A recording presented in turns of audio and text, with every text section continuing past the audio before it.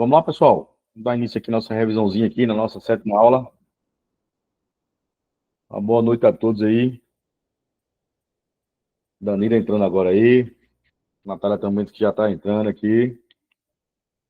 Então, pessoal, dando sequência aí à nossa maratona de questões, né? A gente tinha combinado essa semana ter 2 aulas, porque a semana passada na correria, os festejos de São João, as festas não deu muito certo. Mas aí, para a gente não perder o pique... Boa noite, Danilo. Para a gente não perder o pique aí a gente trouxe aí 15 questõezinhas, né? Até porque hoje é sexta-feira, o pessoal tá, vamos dizer a história, cansado pra caramba. Darlan tá se recuperando aí de uma gripe ainda. Yara tá nas correrias dela aí, todo mundo aí, né? Então, pra gente não perder o pique aí, né, das nossas questões, 15 questões para vocês aí. A gente, com uma horinha aqui, a gente resolve aqui. Antes de meia-noite, a gente termina de boa aqui. Tranquilo?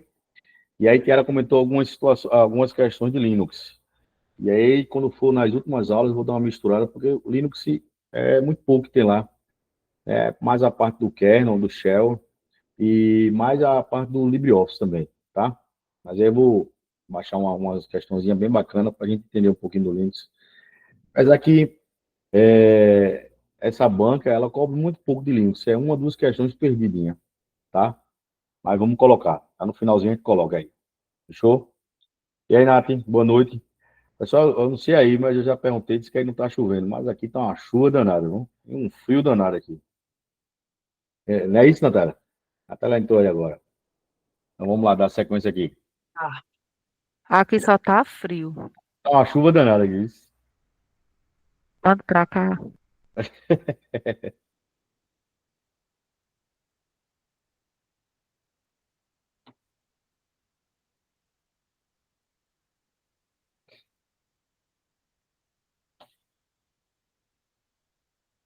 Pronto, chegou. Bom, povo, primeira questãozinha aí, questãozinha de Excel, né? Questãozinha tranquila, né? Como eu disse, aqui é 15 questões para a gente revisar. E às vezes a gente passou uma semana sem fazer exercício, a gente já bloqueia alguma coisa aí, né? Nada, tem. Essa aí não precisa nem fazer cálculo, Thiago. Deixa de ser preguiçosa. Se liga só. Primeira questãozinha aí. Peraí. Pulou aqui. Deixa eu voltar. Aí. Ó, como eu disse, a primeira questãozinha de Excel. Essa banca, ela gosta muito de cobrar o pacote Office, tá? Então, fica ligadinha aí, viu, Thiago? Então, tem Excel aí. PowerPoint, ela cobra muito pouco. É uma perdida que ela cobra lá. Mas Excel e Word, ela cobra bastante. Beleza? Aí, pessoal, essa primeira questão diz o seguinte, que Paulo precisa montar um relatório de Excel. E ele disse que o pacote do Excel é 2010. Para a gente, meu povo, o pacote pouco vai importar. Se ele é 2010, se ele é 2013, se ele é 16, se ele é 19, se ele é o Office o 365, a regra é a mesma, tá bom? E aí o que ele disse? Que configuração de padrões que some os valores menores do que 15 no intervalo. E aí ele te dá aqui o intervalo, né? Deu o lápisinho aqui, que, ó, então esse intervalo aqui, ó, de A1 até A5. Tá? E ele diz o seguinte, assinala a alternativa correta que representa a forma que Paulo irá utilizar. Tá? A gente já viu aqui algumas questões de Excel e eu já dei alguns bizus para vocês, como por exemplo, essa aqui a gente já pode eliminar, que não existe esse monte aqui de parênteses aqui, ó. Isso aqui a gente já pode eliminar, tá? Parênteses ou tem que ser assim ou um dentro do outro, ok? Então essa aqui a gente já vai eliminar. Essa aqui você vai notar que tem um parente aqui, outro aqui, e só tem um perdidinho aqui. Então, esse aqui também você já elimina. Beleza? Aí ele diz o seguinte, que o intervalo é de A1 até A5, né? E que os valores, como ele disse aqui, ó, são menores que 15. Então, aqui ele deixou duas questões aqui para a gente analisar. A letra A, ele diz assim, soma-se de A1 até A5, que é o que está aqui, porque a diferença aqui no enunciado é que ele não botou os dois pontos. Beleza? Ele não botou os dois pontos. Aqui ele botou os dois pontos, ó, aqui e aqui. Então ele botou soma-se de A1 até A5. E aí ele separou, né? Ele disse I menores que 15. Aqui também ele disse a mesma coisa. Soma-se de A1 até A5 e menores que 15. Deixa eu falar um negócio para você. Toda vez que você pegar uma fórmula, soma-se maior ou menor, tá? Você vai ter que ter o intervalo e você vai ter que ter a condição, tá? Qual é o intervalo que ele pede aqui? O intervalo que ele pede é de A1 até A5. E qual a condição? A condição é que sejam os valores menores que 15, tá? Só que aí vem um pulo do gato. Toda condição, ela tem que estar separada por aspas, beleza? Por isso que a letra A a gente vai também descartar e vai marcar a letrinha C. Então, toda o critério vai estar entre aspas. Critério ou condição vai estar entre aspas, né? Se ele falar assim, por exemplo, assim, o maior de A1 até A5 e o quinto maior tem que estar entre aspas. Nesse caso, ele quer que some. Então, ele diz assim, soma-se de A1 até A5 só os valores menores, e aí ele botou menores que 15. Então, intervalo, critério ou condição. O critério ou a condição vai estar sempre seguido de aspas, tá? Então, digamos que você pegou uma questãozinha dessa lá na prova, ficou em dúvida, e aí você simplesmente, eu acho que a aspa não entra não. Vou marcar a letra A aqui, vou chutar. Então, uma questãozinha dessa, você não pode perder, tá bom? Porque é uma questão que vai fazer diferença no concurso, tá bom? Então, já anota aí. Critério ou condição, você vai estar seguido de aspas. Fechou? Questãozinha número 2 diz o seguinte, que a barra de tarefa, ele é um componente tradicional do sistema operacional do Windows, tá? E ele diz que, tipicamente, lá encontramos, entre outras coisas, o relógio, ok? E ele diz o seguinte, que esse item, dentro da barra de tarefa, fica localizado aonde? Então, se você analisar, por padrão, o relógio fica nessa barra aqui embaixo, tá? Fica nessa barra aqui embaixo. E, por padrão, ele fica aqui no canto inferior do lado direito, tá? Ah, professor, mas aí eu cheguei no computador do colega e a barra dele estava em pé, na vertical, ou ela estava em cima, na parte superior, e aí o relógio estava em outra posição. Pessoal, a gente pode colocar essa barra, onde a gente quiser, tá? O que é que a gente pode fazer? Com o mouse, com o ponteiro do mouse, a gente clica no meio da barra e arrasta. Se eu arrastar para aqui, ela fica na minha vertical do lado direito. Se eu arrastar ela para cima, fica na parte superior. Se eu arrastar para a minha esquerda, ela fica na parte vertical do lado esquerdo. Então, a gente pode colocar onde a gente acha melhor, né? Mas, por padrão, ela vem embaixo, na parte inferior, tá? E aí, como ele disse aqui, ó, essa barra é uma barra de tarefas, né? E aí, dentro da barra de tarefa, existe outra barra, né? Que ela é bem pequenininha, que fica aqui no cantinho. Então, justamente é onde ele disse aqui, ó, que ele tem um relógio. E ele diz aqui que essa barra fica localizada no menu iniciar? Não, porque o menu inicial onde fica esse símbolo da Microsoft aqui, tá? Essa bandeirinha. Então, não fica lá. Ele diz, fica na área de trabalho? Não, né? O relógio fica paradinho aqui, em uma das barras. Aí ele diz, fica na barra de rolagem? A barra de rolagem é essa barra aqui. Então, não tem. A única opção que sobra para a gente é a barra de notificação, tá? A barra de notificação. Então, se você analisar aqui perto do relógio, fica o nome assim, PO PTB2, né? Está dizendo que o idioma é Português Brasil 2. Por que Português Brasil 2? São os computadores que o teclado tem C cedilha. Se o computador ele for comprado nos Estados Unidos, ele não vem com C cedilha, tá? Ele não vem com C cedilha. Aí quando você tem a opção lá de colocar só português, ABNT2 não tem, tá certo? E aí tem lá fica o relógio, fica a parte do idioma, né? Aí fica o Wi-Fi, fica o volume e todo o periférico que você adicionado, tá bom? Então, também é uma questãozinha tranquila, tranquila, tranquila. Questãozinha número 3 diz o seguinte, que Matheus, ele utiliza a área de trabalho do Windows, do seu computador, tanto para assuntos particulares como para profissionais. Mas ele gostaria de separar os dois tipos de conteúdo. Por quê? tem participado frequentemente de reuniões virtuais. E aí ele diz, assinala o recurso, assinala o recurso disponível na barra de tarefas que permite a criação de uma ou mais versões da área de trabalho. Essa aí também é uma questãozinha tranquila, né? Por quê? Porque a gente viu que a Microsoft, ela lançou aqui embaixo um botãozinho chamado visão de tarefa, né? Alguns Windows 10, né? Algumas versões, como por exemplo a versão Home e a Basic, né? Você vai notar que esse botãozinho visão de tarefa, ele fica assim, ele fica com uma janelinha assim e outra do lado, ok? Já nas versões Profession, né? Mais avançada, mais completa, você vai notar que esse botãozinho visão de tarefa, ele fica assim, tá? Ele fica partido aqui como se fosse um filmezinho, tá? E aí a Microsoft criou esse botão visão de tarefa a partir do Windows 10 e permaneceu com o Windows 11. Por quê? Porque dentro do visão de tarefa, você pode criar quantas áreas de trabalho você achar necessário. Como no enunciado fala que Mateus, ele tanto usa, né, o computador para fins particulares como para o trabalho, né? E ele diz lá que ele usa dois tipos de conteúdo, né, porque ele frequentemente tem participado de reuniões. Esse é o ideal. Você cria quantas áreas de trabalho necessário.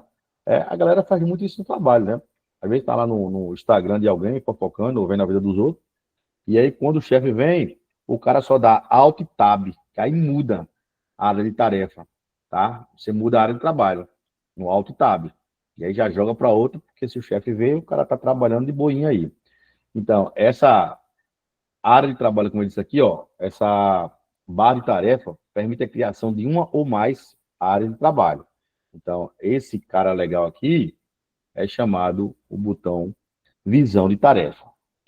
Outra dica também, que aí fica o bizu para vocês, a banca, ela pode chamar esse botão aqui, visão de tarefa, ela pode chamar também de linha do tempo, tá? Teve alguns concursos aí que botaram linha do tempo e a galera ficou viajando, porque não conhecia. Por que linha do tempo? Se você analisar, clicar aí no botão da visão de tarefa, você vai ver que ele cria as áreas em cima, né? Quadradinho, área 1, área 2 e assim por diante.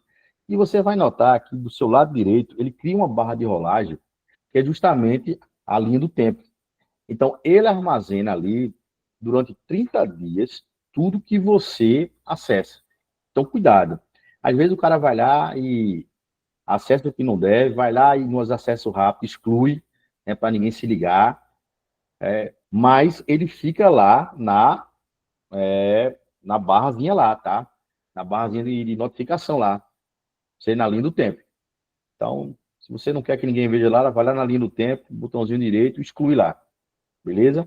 Então, fica ligado que a banca, ela pode cobrar isso aí, falar assim, qual é o nome também dado ao botão visão de tarefa. Então, o nome dado também pode ser linha do tempo, beleza?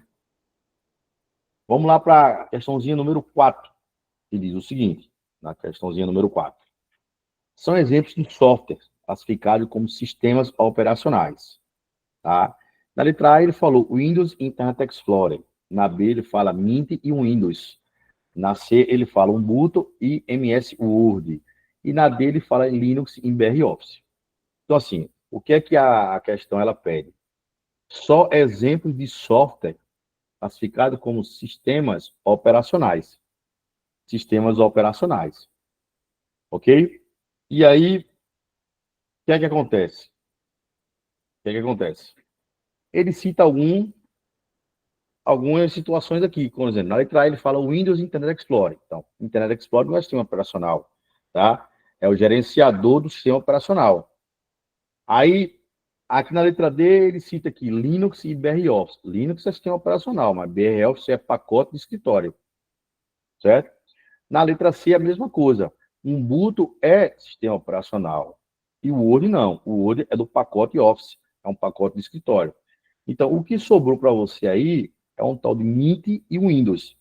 A pessoa em Mint é sistema operacional? Sim, tá? Mint é uma das distribuições Linux. Porque, qual a diferença? O Windows tem versões, tá? Versões que são pagas, que são Home, Profession, Education, tá? E assim por diante. E Linux tem distribuições, ou seja, como ele é um software livre, ele distribui 0800, tá? Só que tem gente que se identifica, por exemplo, no Ubuntu. Ah, eu instalei um Ubuntu na minha máquina, me identifico muito. Já tem gente que se identifica com Fedora, que são os mais conhecidos da Linux. Então, o que acontece? O Mint, ele foi criado baseado na versão do Ubuntu, tá? Só que, por exemplo, é muito complicado quando diariamente, você manuseia o Windows. Daqui a pouco você mexe com Linux. Por quê? Porque os ícones são diferentes, tá? As posições são diferentes. Geralmente, o Ubuntu, Fedora, eles ficam em cima. Você está acostumado com a barra de tarefa embaixo, né? E assim por diante. Então, quando eles criaram o Mint, eles criaram no sentido, no intuito de você se adaptar o mais rápido possível. Então, se você, assim, não entende quase nada de Linux, se você for aí no Google e você baixar lá, baixar sistema operacional Mint, você baixa. Ele é bem pequenininho. Você pode colocar no pendrive e você pode instalar na sua máquina, se você quiser. Você vai notar que ele é muito parecido com o Windows, né? A área de trabalho do Mint é muito parecido com o Windows. Tanto que do lado direito fica um botãozinho igual no iniciar, né? Os ícones ficam sempre do lado esquerdo, tá? Do lado esquerdo, o botãozinho iniciar, desculpa. Os ícones ficam do lado esquerdo. Então, ele é muito parecido, né? Assim, o gráfico é muito parecido. Tanto que no Enem, existe pessoal que vai para o Enem, eu falo porque eu já apliquei prova do Enem há alguns anos, tá? E aí o que acontece?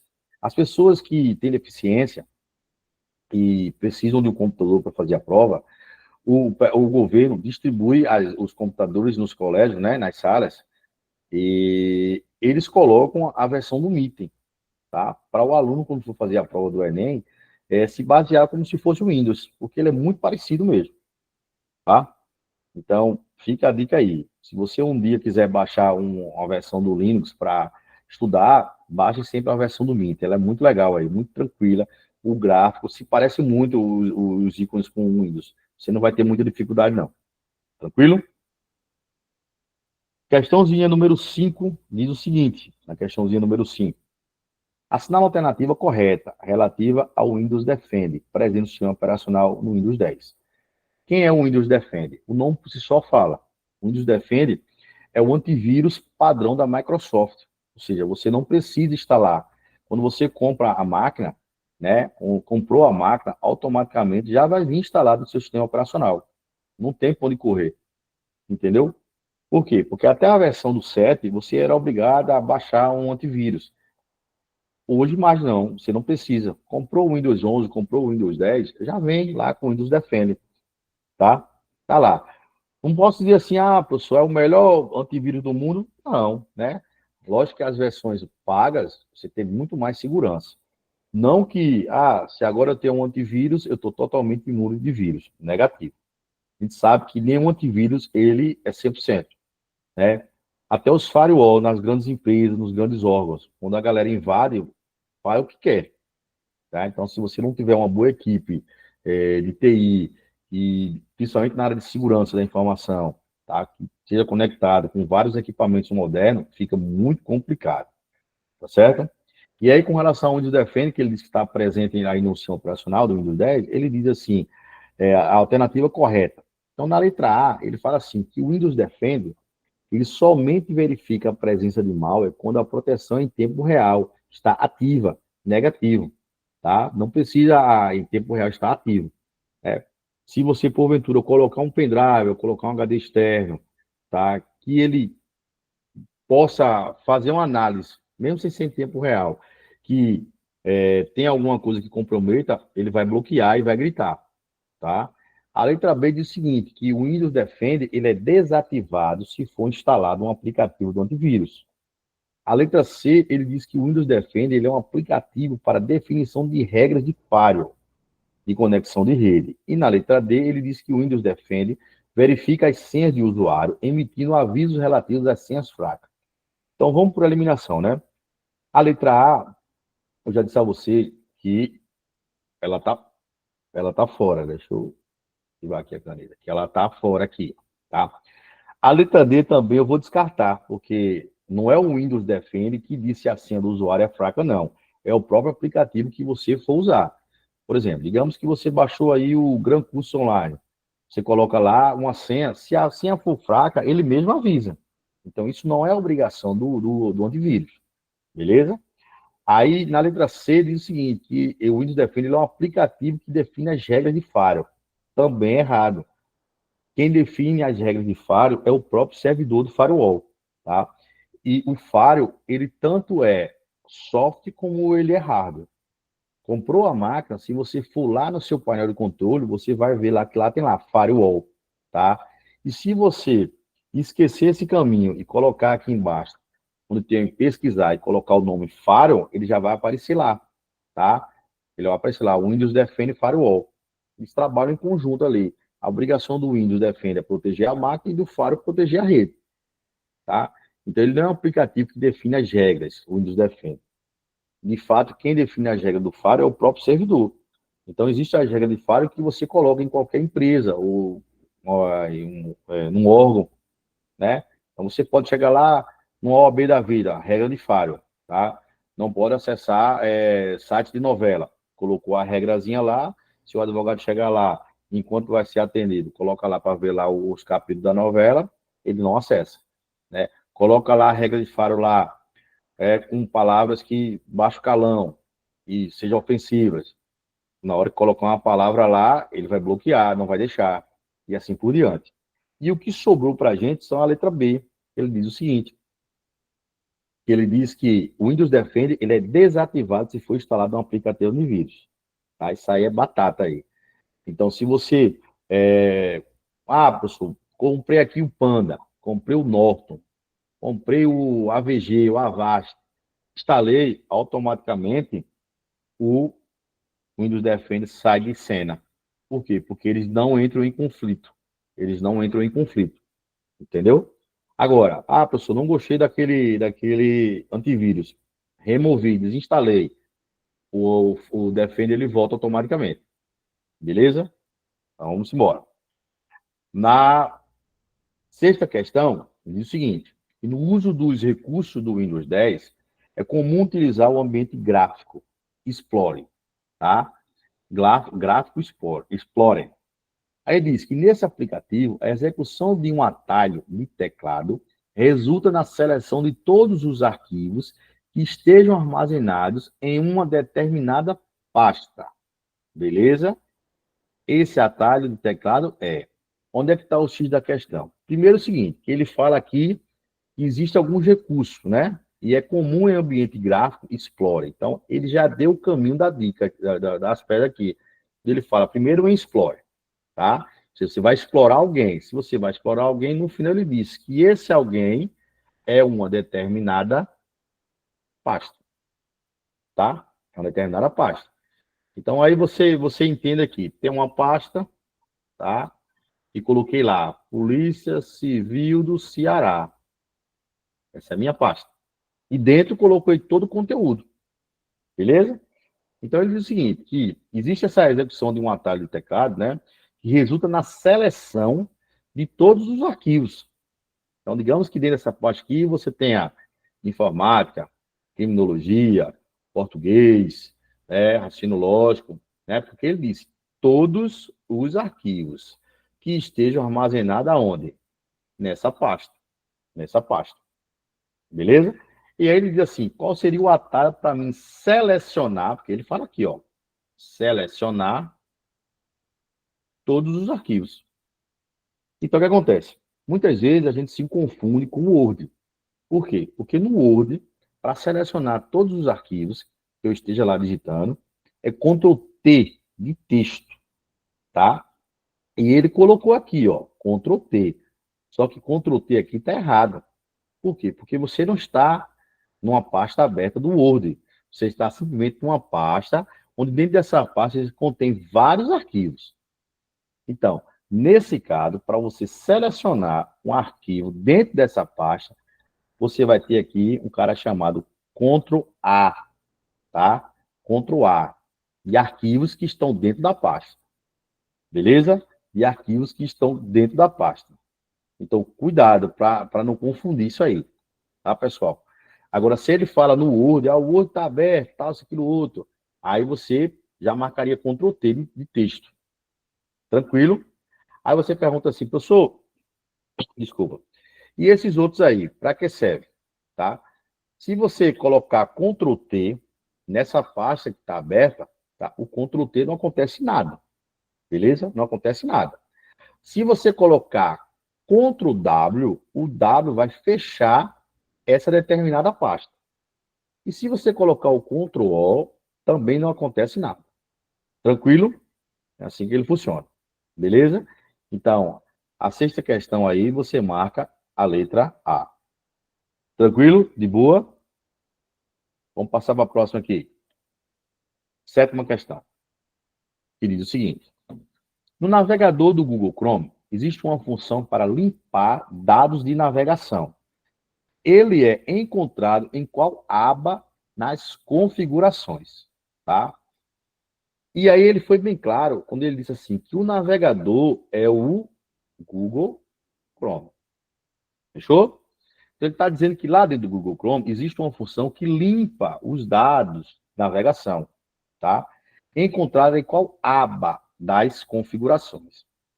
E aí você pode se perguntar, poxa, onde é que está essa aba? Que eu olho para o meu Google Chrome aberto e eu não vejo.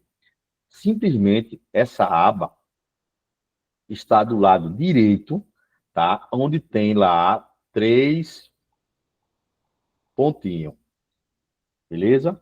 Onde tem 3 pontinhos, está lá. Se você clicar lá nos 3 pontinhos, você vai descendo, você vai achar lá, configurações, beleza? Clicando em configurações, tá? Como ele disse assim, existe uma função que limpa os dados. Onde é que está essa função? Aqui, ó, em privacidade e segurança. Se você clicar do lado esquerdo, você vai clicar lá nos 3 pontinhos, certo? Ele vai abrir lá as configurações. Clicou lá nas configurações, ele vai abrir lá o leque de coisas para você configurar. Do lado esquerdo, você vai lá, privacidade e segurança. Quando você clica em privacidade e segurança, ele vai aparecer para você no meio da tela, para você limpar os dados de navegação, para você excluir os caches, para você bloquear as propagandas e assim por diante, tá? Então fica bem melhor para você navegar, porque você limpa, né, todo o lixo eletrônico que tem ali. Tranquilo? Essa daí também é uma questãozinha tranquila, de boinha. Fechou? Nossa oitava questão diz assim, na oitava questão, que o Windows, em todas as suas versões, ele disponibiliza algumas ferramentas úteis para a manutenção do disco rígido do computador. E aí eu pergunto a você, quem é o disco rígido?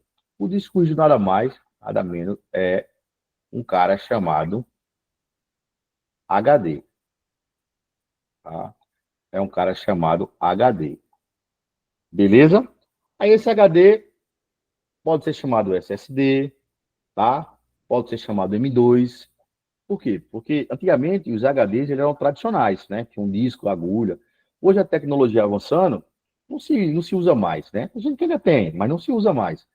Então hoje você usa a tecnologia SSD, né? Porque foi substituído o disco por um microchip. E também existe a nova tecnologia chamada M2. Parece um pentezinho de memória, bem pequenininho, tá? Também é muito mais avançado. Então quando ele diz um disco rígido, ele se refere ao HD, né? Ao HD. Cuidado que a banca, ela pode chamar esse disco rígido, ela pode chamar de disco duro, aí você também vai entender que disco duro se refere a HD. Ele pode chamar ele Winchester, também é outro nome dado ao HD. Ele pode ser chamado hard disk, também é outro nome dado ao HD. Beleza? E o próprio HD, ele pode dizer, a manutenção do HD. Então, existem alguns nomezinhos, tá? Todo mundo voltado ao HD. E ele diz o seguinte, que permite a relocação de arquivos, né?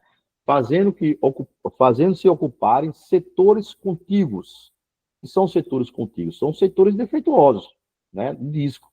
Aumentando a velocidade da leitura de dados, denomina-se. O que é que acontece? Se você notar, o seu computador, ao ligar, ele demora para fazer o processo de inicialização, né? Você tem algumas situações, por exemplo, tem uma situação que eu até citei em alguma aula aqui, até no meu amigo Darlan fez aí no computador dele. Primeira situação, sentiu que o computador está lento, muito lento, você vai fazer o seguinte, eu ligo, passa 10 minutos para ele ligar. O que é que você vai fazer? No botãozinho aqui, onde tem o nome, a bandeirinha da Microsoft, você vai clicar com o botão direito, você vai lá em executar, beleza? Quando ele abrir a caixa de diálogo, executar, você clicou lá, executar, abriu lá a caixazinha, tá? Como se fosse pesquisar. Você vai botar lá, MS de Microsoft, config, tudo junto. O FIG, o G é mudo. MS config, beleza? Quando você abrir lá, ele vai abrir algumas abas. E aí você vai lá selecionar as abas para ele ocultar todos os serviços ao inicializar. Né? Você vai desativar, desativar e oculta. Aí ele fica bem mais rápido. Tá? Se mesmo assim você notar que sua máquina está muito lenta, o que é que você vai fazer? De novo com o botãozinho direito lá, no botão lá do iniciar, lá no executar, você desliga. Você digita o símbolo lá do porcento, depois digita temp, depois porcento, tá? Vai fazer isso lá assim, ó. Vou botar aqui. Você vai digitar aqui o porcento, beleza? Você vai botar aqui o porcento. Você vai digitar aqui temp e porcento de novo. E dá um enter. O que é que ele vai listar para você? Todos os arquivos temporários, tá? Que tem na máquina estão ocultos. Você pode dar um Ctrl, tá? Você pode dar lá um Ctrl T, Ctrl A, desculpa. Eu me confundi agora. Ctrl A e deletar. Tá? Por quê? Porque esses arquivos temporários são pequenas partículas que são criadas no lixo eletrônico quando você acessa os sites, tá? Ou arquivos.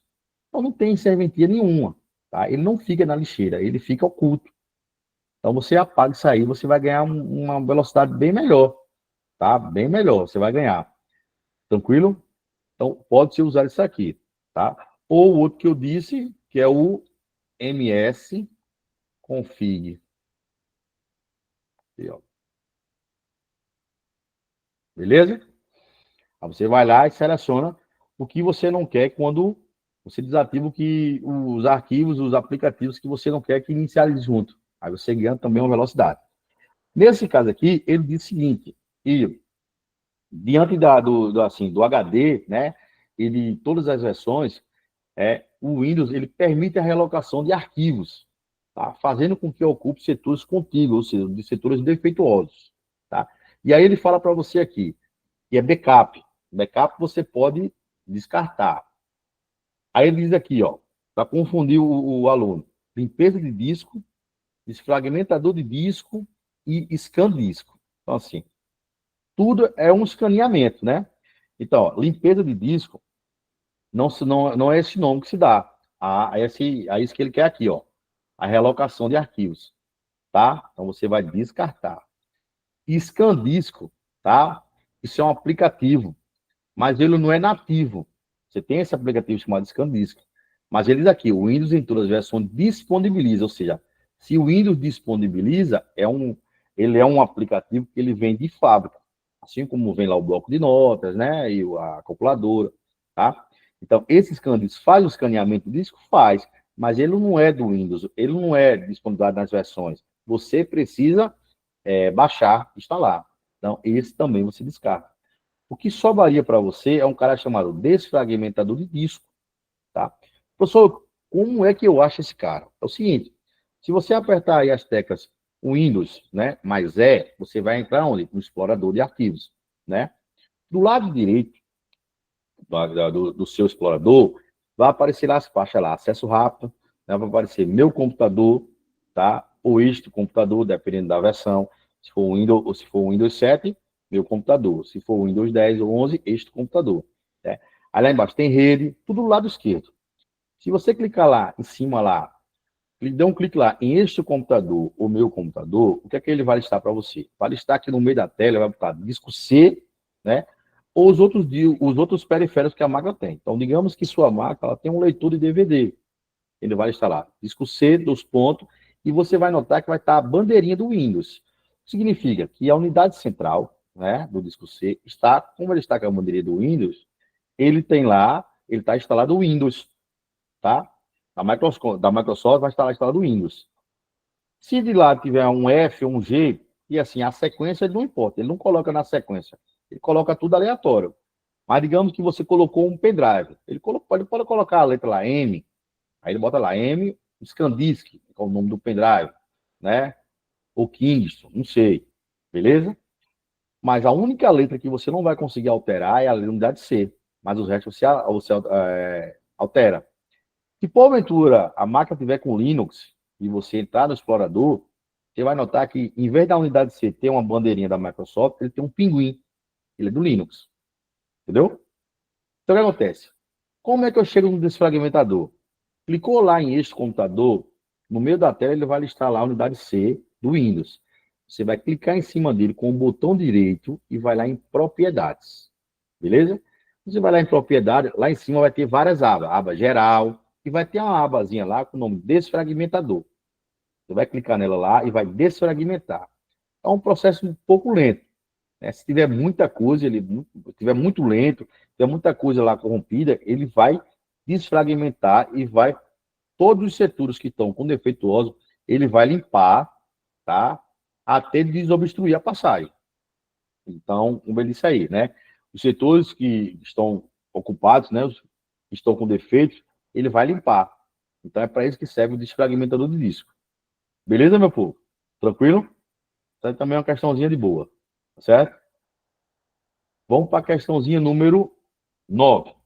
Ele diz o seguinte: que os compactadores de arquivos, tá?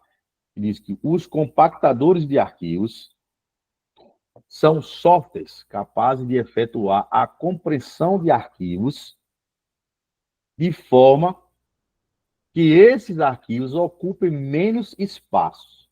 Aí ele diz que as alternativas a seguir são exemplos de software compactados de arquivos, exceto, tá? Então, é aquele que dizer que existem vários compactadores, tá? E aí você pergunta, professor, vem algum de fábrica? Não. Até agora a Microsoft não colocou ninguém de fábrica, tá? Você precisa baixar uns compactadores, tá? O mais comum que se baixa é o WinRAR. Aí, como é que você identifica o WinRAR? O WinRAR você vai identificar com aquele, um livrozinho. Ele tem 3 cores de lá, vermelha, um roxinho, vermelho, um roxinho e um verde, se me falar a memória. E tem no meio, ele tem um cinto que ele aperta aquele livro, né? Justamente. Ele compacta o arquivo sem perder a qualidade, tá? Então, o WinRAR não é o que ele está pedindo aqui, beleza? Aí ele pede aqui, ele fala que tem um WinZip. O WinZip tem a mesma função do WinRAR, também é um compactador. O WinZip, ele parece uma maquinazinha, né? Que no meio tem um, como se fosse um móvelzinho com vários pastas, e ele fica amortando as coisas. Ele parece aquele reloginho do tempo, apertando. Também não é. Ele tem outro cara chamado SetZip, tá? Que também é o compactadores. Então, o que sobrou para a gente aqui, que não faz parte do computador, que é o que eles aqui, ó, existe um exceto aqui, é o Foxit. Professor, para que serve o Foxit? O Foxit, ele é um leitor de PDF, beleza? Ele é um leitor de PDF. Então, a gente está acostumado com os leitores de PDF do Adobe, né? Aquele Adobe Read. Mas o Foxit é muito bom, principalmente para você fazer anotações. Ele tem uma canetinha lá, você pode fazer as marcações dentro do próprio PDF, tá? Então, só que assim, o Foxit, ele tem a versão grátis, ele é muito limitada, e aí tem a versão paga, que é top das galáxias, né? Então, geralmente, 99% da população baixa o Adobe, que é muito completo, né? E o pessoal está acostumado com ele, beleza? Mas aí o Foxit, ele é um leitor de PDF. Ele é um leitor de PDF.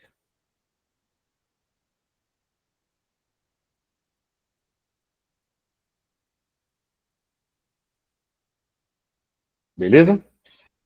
Vamos para a questãozinha número 10 aí, que diz o seguinte: marque a alternativa correta em relação às afirmativas abaixo que tratam do Microsoft Windows 10 em sua configuração padrão de instalação. E aí no item 1, ele diz o seguinte, que a combinação de teclas Alt mais Shift tá? Possibilita alternar as janelas dos programas ou arquivos que estão abertas no momento, tá? Então, assim, não é Alt e mais Shift que faz isso, é Alt e mais Tab. Então, Alt e mais Tab proporciona você fazer isso que está aqui. Beleza? Ele alterna as janelas. Então, esse aqui a gente já descarta. Então, já estou descartando a letra A, já estou descartando, só a letra A, né? Até então. No item 2, ele diz o seguinte, que para desinstalar corretamente um software do computador, é recomendável excluir as suas pastas e arquivos diretamente do Windows Explorer. Errado, tá? Errado. Não é no Windows Explorer que você vai desinstalar, né? Como eu disse ali, o software e excluir suas pastas, tá? Você vai ter duas maneiras. Ou você vai lá no painel de controle, programas e recursos, ou você vai lá no botãozinho iniciar, tá? Ele vai listar tudo que a máquina tem por ordem alfabética.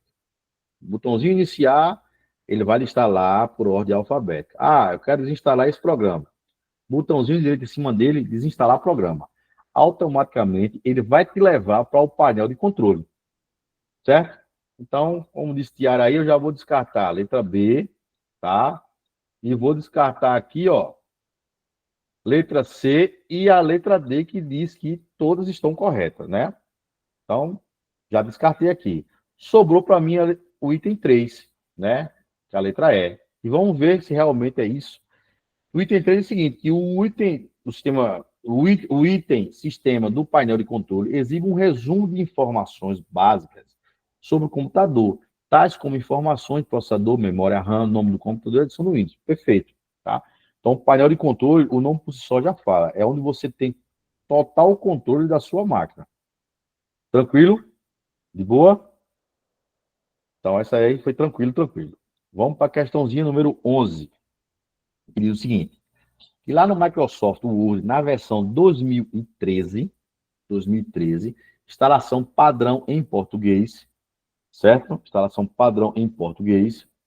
É possível salvar um arquivo compatível com o Word 97 até 2003.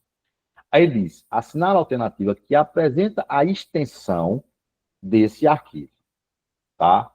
Então, se liga só aí no pulo do gato. Vamos ler com atenção para você não perder uma questão boba dessa. No Microsoft Word, na versão 2013, ok? É possível você salvar um arquivo compatível com o Word da versão 97 a 2003. E aí ele diz, assinala a alternativa que apresenta a extensão desse arquivo, tá? Então, ele fala que o arquivo, ó, foi compatível com o Word 97 2003. Cuidado aí, tá? Por quê? Eu já vou descartar XLS, que é Excel, vou descartar PPT, que é PowerPoint, e me sobrou 2000, o DocX e Doc, tá? Então, se liga só. Se ele não faz referência aqui a 97 até 2003, você marcaria a letra A. Por quê? A partir da versão 2007, tá? Da versão 2007, tranquilo? Todo pacote ganhou um X.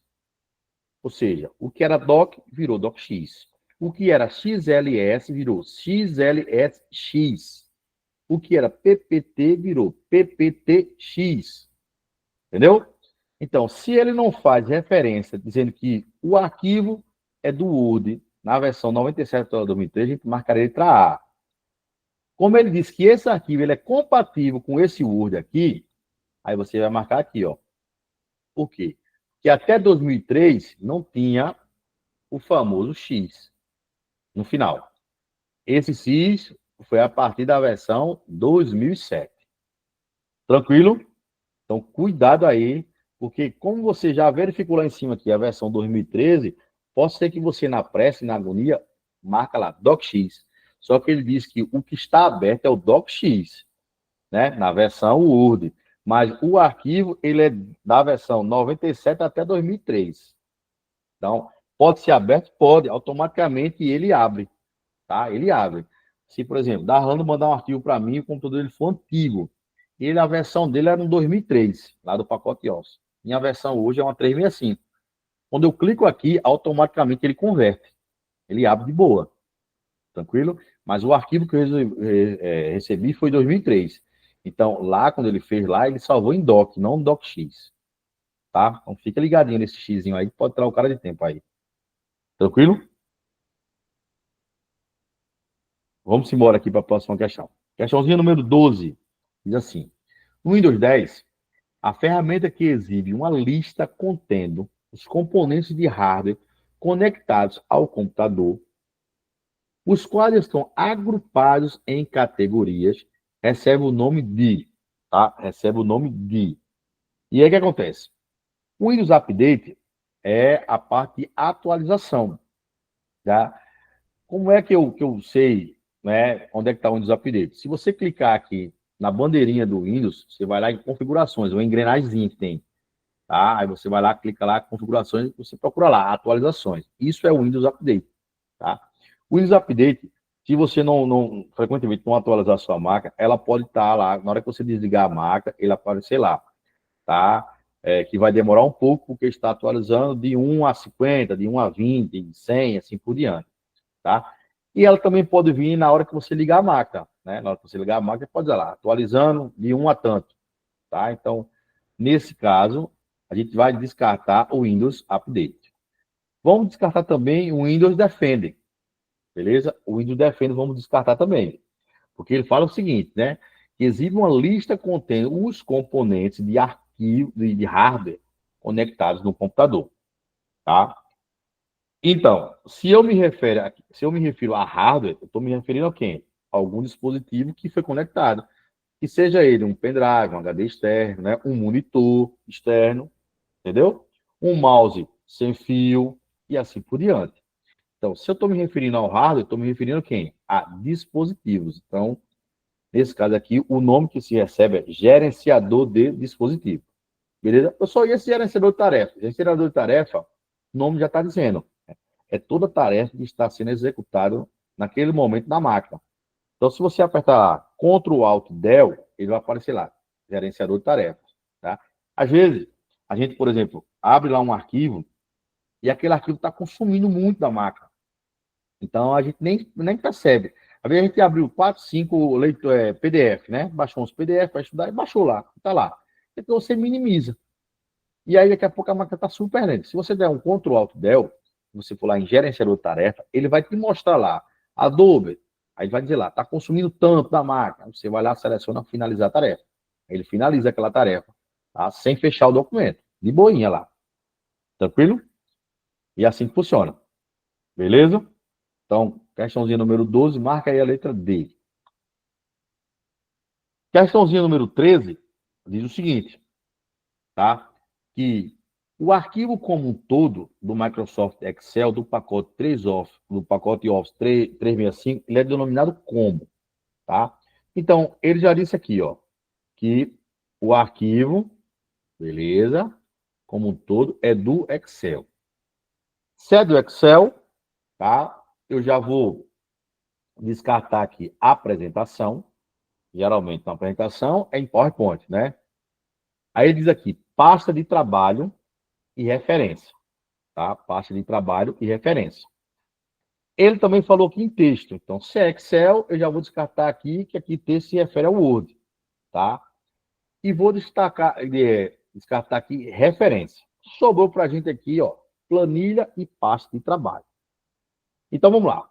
Ele está dizendo que um arquivo, tá? Tá aqui o arquivo, beleza? E esse arquivo, ele está dizendo que é do Excel.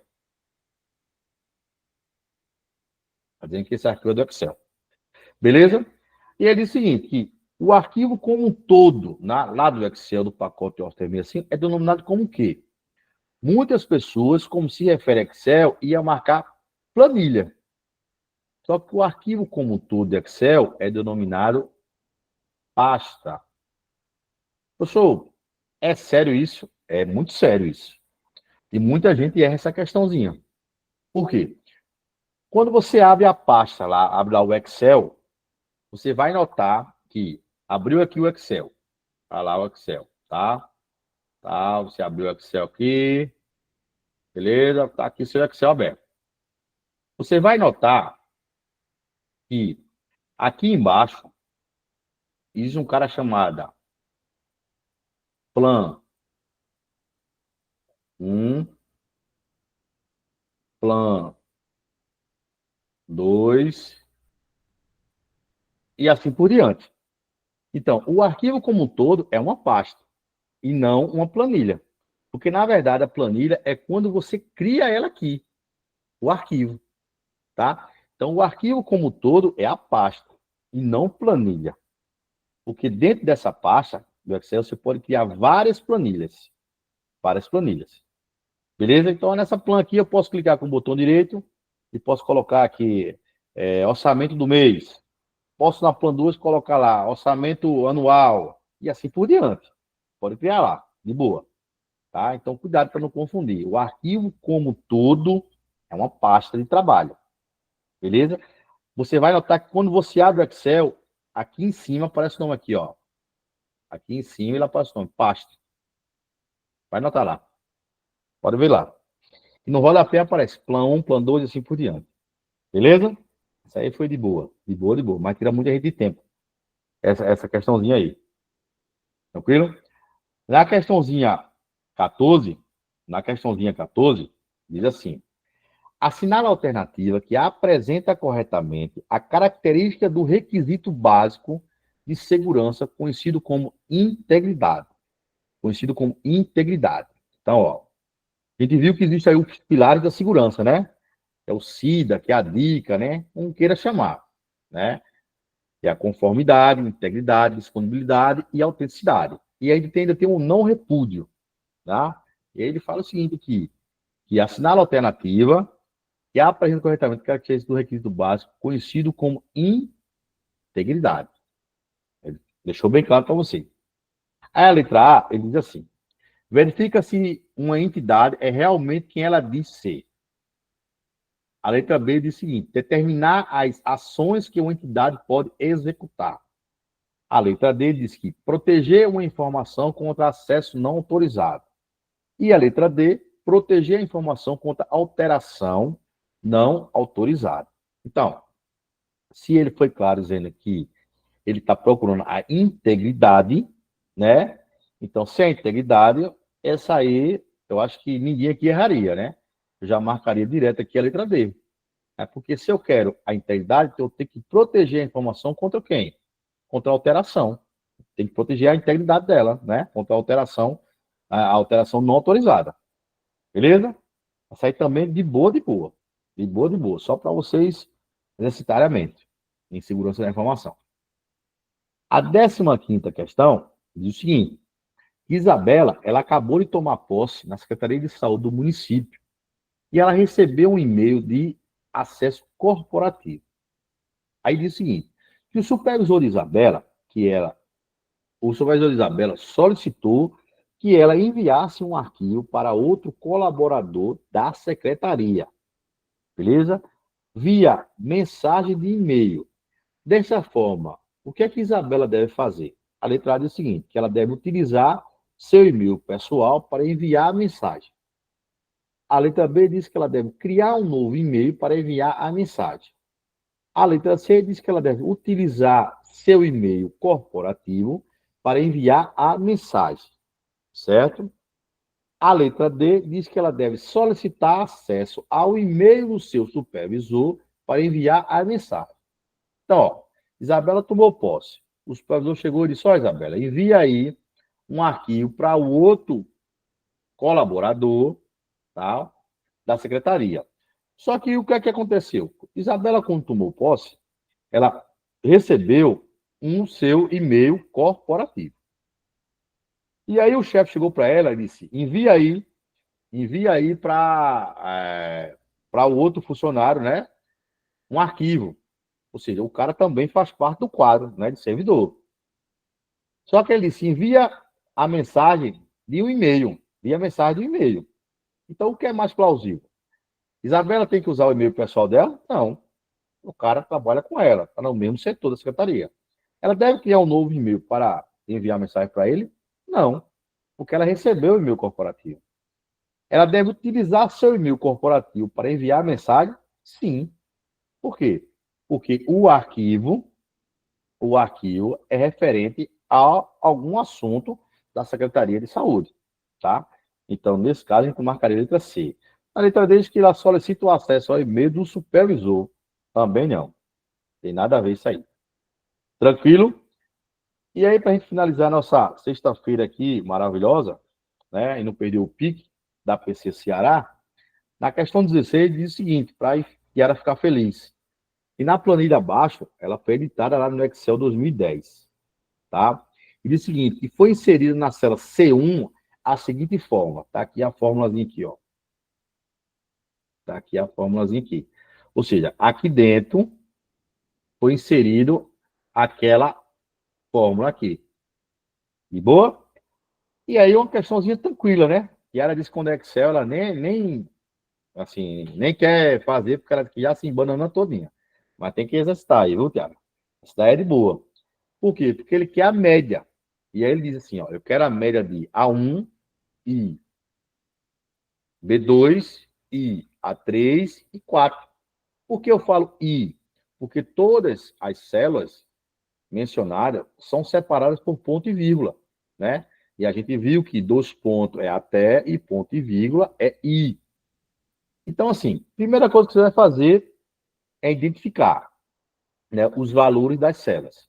Se você não quer identificar diretamente na planilha, você escreve do lado. A1 é igual a tanto, B2 é igual a tanto, A3 é igual a tanto, tá? Mas vamos lá. O que é que a gente vai fazer aqui? Tá? A gente vai ver a média, né? Então, ó, A1 vale quem? A1 vale 2, né? Então, vou botar aqui 2. Sou bem direto, tá? B2 vale quem? 3. Então, ó, 3. Beleza? A3 vale quem? A3, 1. Então, vamos lá, 1. E aí, no final, ele já diz que tem um 4 aqui. Beleza? Não é isso mesmo? A1 vale 2. Ó. B2. Epa. Olha o erro aqui, ó. Vocês nem me avisaram. Já ia calcular errado aqui, ó. Vou apagar aqui, ó. Isso aí, Tiago. Ó. Eu coloquei o valor ali de B1. E ele solicita lá B2. Tá? Então, cuidado. Não é isso? E ninguém gritou aí, né? Só agora, né, Tiara? Então, ó, 5. Beleza? 5. E aí, vamos lá para os finalmente aqui, né? Vamos pros finalmente, ó. 5, 6, 10, 12. Como ele quer a média, então eu tenho uma célula, duas células, três células, quatro células. Então, 12 dividido por 4, 3. Então, ó, fechou aqui. Digamos que você se confundiu, como agora eu coloquei 3. Daria quanto? 2 e 3, 5, né? Com 1, com 4 dá 10. 10 dividido por 4, 10 dividido por 4 dá quanto? 2,5, né? Não tem ali. Mas digamos que a banca colocasse ali 2,5. Confundia você. Então, cuidado, né? Cuidado quando for analisar as células. Nesse caso aqui, ó, eu coloquei 3, mas não era 3, era 5. Beleza, meu povo? Então, ó, foi só um exercício rápido para vocês exercitarem, né? Porque se a gente não tiver nessa rotina resolvendo, a gente acaba esquecendo, né? Um detalhezinho besta, e a gente sabe que o concurso ele não perdoa, né? Uma questãozinha boba tira a gente da parada do sucesso, tá bom? Então, ó, quarta-feira que vem a gente tá aqui junto de novo. Na terça-feira eu mando para vocês o arquivo, beleza? Com a nossa quantidade de questões lá, 20, 22 questões, até por conta do nosso horário, beleza? E um bom final de semana para todo mundo aí. Fique com Deus e valeu. Dalando, melhoras aí, viu? Valeu, Tiara. Valeu, Cláudio, Natália. Danilo Boa saiu. noite, Valeu, gente. Dodô. Bola. Tamo junto. Tomar remédio e dormir agora. Beleza, valeu. Valeu. Valeu, acordar bom para ver se amanhã eu faço programa. Aí tá certo. Não deixa eu resolver outras questões, não, viu, cara? Eu vou fazer sim. Tá bom. Show de bola. Valeu. Valeu. Forte abraço.